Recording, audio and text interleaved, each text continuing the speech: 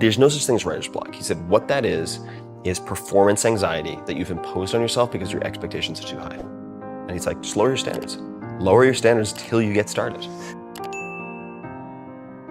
In terms of patterns, we were talking about some of the things I've spotted. Meditation or journaling are performed by close to 100% of the people that I interview. What can I learn from the people I hate the most? Now, this does two things.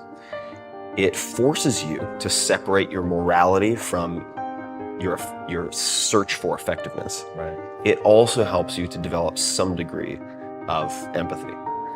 And those two are very powerful. So what can I learn from the people I hate most is a very, very useful practice. So I'll journal on that very often. Are you being busy or are you being productive? What makes you angry was one of the key pieces of advice that I was given by a writer named Poe Bronson. When I asked him, what do you do when you have writer's block? He said, what makes you angry? Or just write that. Copyright your faults. And of course there are weaknesses you should address, but then there are flaws that can be converted into strengths.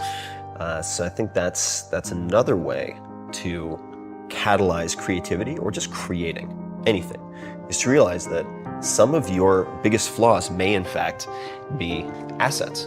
This is Derek's recommendation to his younger self and really to any 20 or 30 something, but it applies to everybody, which is, in effect, you can do almost everything you want in life, but you can't do it at the same time. And if you can just dedicate yourself to one thing for even a year, and then the next thing for a year, you can do those 10 things. He said, when I start to get really stressed out, I just stop.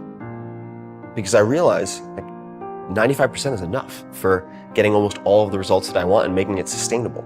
The impact that I want to have on the world right now would be creating a benevolent army of super learners who test the impossibles. Are you hunting antelope or are you hunting field mice? And the story he would tell is that of a lion in the Serengeti. He's like, if you're always chasing field mice as a lion, you'll get a snack, you might even survive, but you might end up starving because you're getting these little Scooby snacks, and that's not his words, mine, that make you feel good and give you the illusion of accomplishing something real.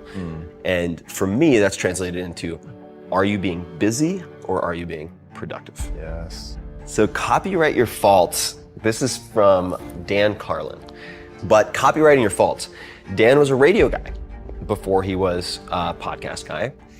And he was constantly getting criticized because he would go into the red. He would shout and he was really loud and he'd go up and he'd peak and drive all the audio people crazy. And then he'd get really low and whisper and they're just like, dude, come on, you're killing me here. Making my job really hard. And his supervisors at the time, they're like, look, kid, what people want is this like deep, dignified baritone voice for the radio. I don't have a voice for radio, so I can't do it. Later on, he had such a distinctive voice that people started complimenting him. And he's like, okay. So now this so-called weakness that he was unable to fix, so he didn't fix it. Not only that, but he avoided fixing it by having the intro guys. The guys would be like, please welcome, or please enjoy, blah, blah, blah, Dan Carlin. And he'd say, he shouts, he whispers, or something like that. He had the intro guy do a caveat so that he didn't have to change his personal style, which later then became this huge asset. And his term is copyright your faults. He's like, now if someone imitates me, he's like, that's my jam. He's like, that's my shtick. And so that could be a question you ask, right? How might some of my biggest weaknesses be strengths or assets? I think that's a very useful question to journal on, and which I tend to do just about every morning, is freehand journaling in what are called morning pages. But talking about creativity, morning pages we should talk about. Julia Cameron describes them as spiritual windshield wipers. And the way I would translate that is, when you do morning pages, and you might just be complaining, like your lesser self, your worst self coming out on pages, just bitching and moaning, is you get that out of your system for the day. So you don't have it ricocheting around your head like a stray bullet for the rest of your waking hours, interrupting everything else. You just trap it, you freeze it on paper. And that practice has been tremendously liberating. Not only from a well-being standpoint, but from just freeing up my CPU so that I can focus on things that are more important. Because if I have all that, like, God, that guy and the dad and the dad, like I should have said bye, like all that bouncing around all day, it's like you have antivirus software just slowing down your, why is this so slow? It's like, yeah, because you're thinking about these stupid grudges that you're holding against people for trivial bullshit. Like, who cares if the guy at Starbucks bought the last thing of cashews, you idiot? Like, Ferriss. Deeply troubled. Yeah, like Ferriss pulled together. So if I get it on paper though, I'm like, okay, I've dealt with that. Now, in the book, you encourage people to bounce around. What's one thing that you hope nobody skips? So the book's broken into 3 sections. You have healthy, wealthy, and wise, which is a nod to Ben Franklin. I mean, they're all interdependent, right? Because they're sort of the 3 legs of the stool: healthy, wealthy, and wise. So I do think you need all 3. So Derek Sivers is this like programmer monk, philosopher king startup entrepreneur who started CD Baby, which was the largest marketplace for independent musicians at the time. Sold it for, I think, $24 million. But he and Seth Godin, I think, are 2 examples of people who are very good at genuinely, in real life, following contrarian rules that work exceptionally well. So Derek has a couple of one-liners that I think are really fantastic. So I'll give you a few.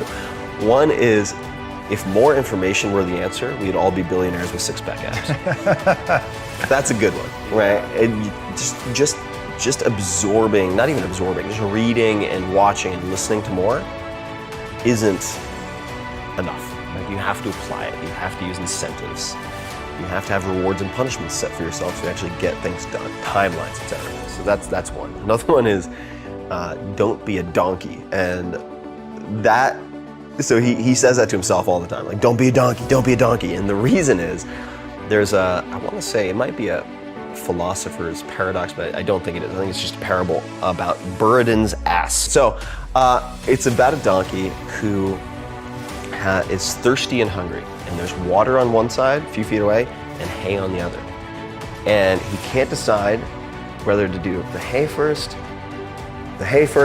or the water, the hay or the water, and he dies of thirst at the end of it. He couldn't do them sequentially. So this is Derek's recommendation to his younger self, and really to any 20 or 30 something, but it applies to everybody, which is, in effect, you can do almost everything you want in life, but you can't do it at the same time. And if you can just dedicate yourself to one thing for even a year, and then the next thing for a year, you can do those 10 things. But if you try to do all 10 at once, you're gonna be Buridan's ass. You're like, should I do this? Should I do this? Or should I focus on this? Or should I focus on this? So don't be a donkey.